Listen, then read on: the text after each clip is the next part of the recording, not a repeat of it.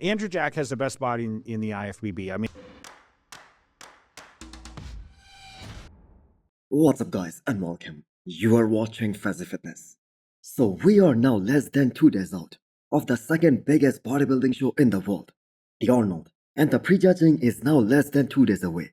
And if there is one guy who hasn't given us a single physique update in the last 8 weeks or so, then that is none other than Andrew Jack. Now we have seen some glimpses and some sneak peeks of him working out in a tank top, but not a proper physique update. Now Andrew, we all know, does all these preps in Dorian Yates style, meaning he stays covered up, especially as we get closer and closer to the show, to keep that element of surprise. And that is why this guy is just so unpredictable going into this show. Now Samson Dauda, the reigning Olympia champion, we all know on paper he is the favorite to win this show, and rightfully so. I mean, the man is the best body on the planet right now. He is the best bodybuilder in the world.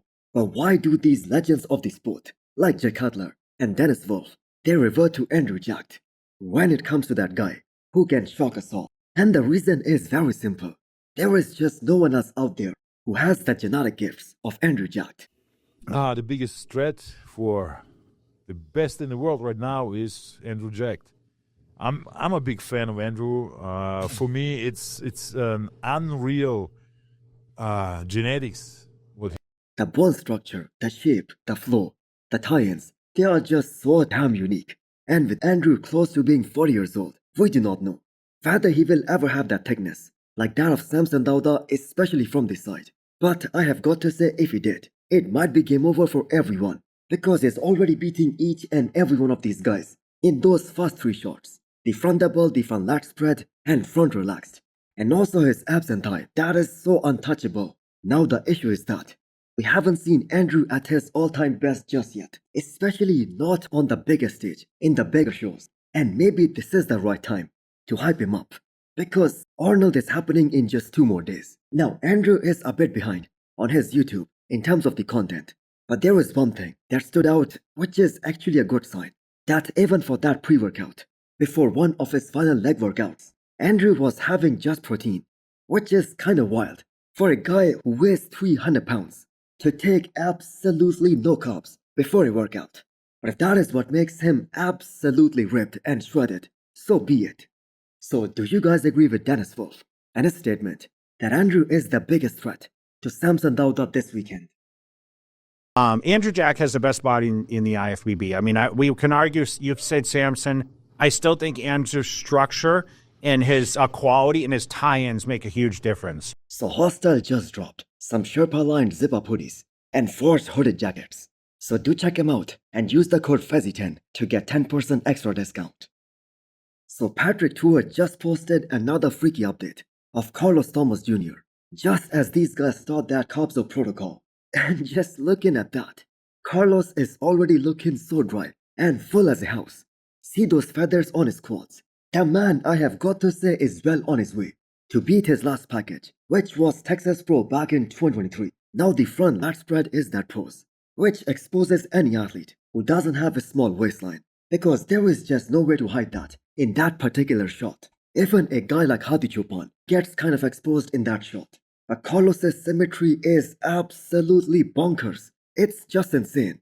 Now all we want to see is how the back is looking right now, because if he has made some significant improvements in the back department, which is kind of difficult, because when a certain athlete who is about to compete in the second biggest bodybuilding show and he has a lagging body part, it's because of genetics and not because of lack of work in that specific area. But that being said, on the other hand, it has been 18 months.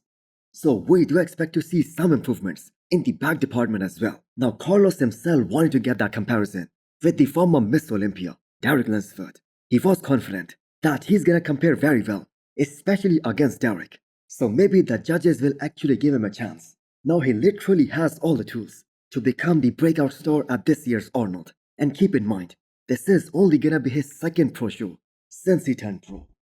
Guys, Gorilla Wear is offering a massive discount of up to 70% right now. Use the code Fazi10 to get 10% extra discount. Samson Dauda, the reigning Arnold champion, keeps hyping us up with his IG stories, and even he himself was shocked to see how his physique has totally changed after having just 2 big meals And those are some high carb meals. 2 meals with high carbs yesterday.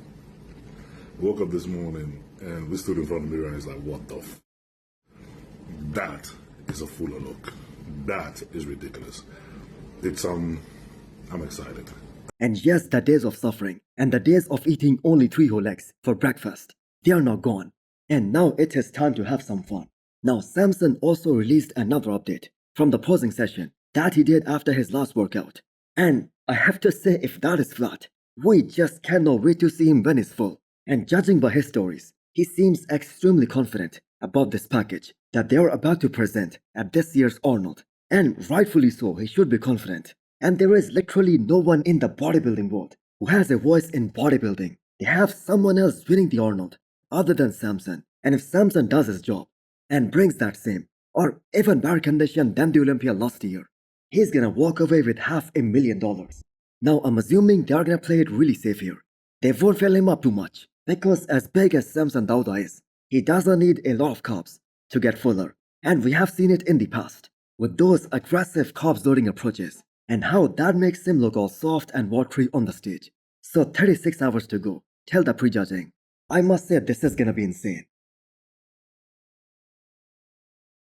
So the classic physique guys just got done with that weight making process, which means the hardest part, that is now over. And Michael the Bull's reaction to finally getting some water, that just represents all those guys who were suffering super hard to make that weight. And interestingly, Michael the Bull was the first one to post a physique update after making that weight. So this is as flat as it gets in the world of bodybuilding. But surprisingly, Michael still looks very round, even without any carbs. So just when most of us, we were making this upcoming Arnold battle a two-way fight between Wesley and Mike, Michael reminded everyone that he was the one who actually beat Wesley at this past Miss Olympia.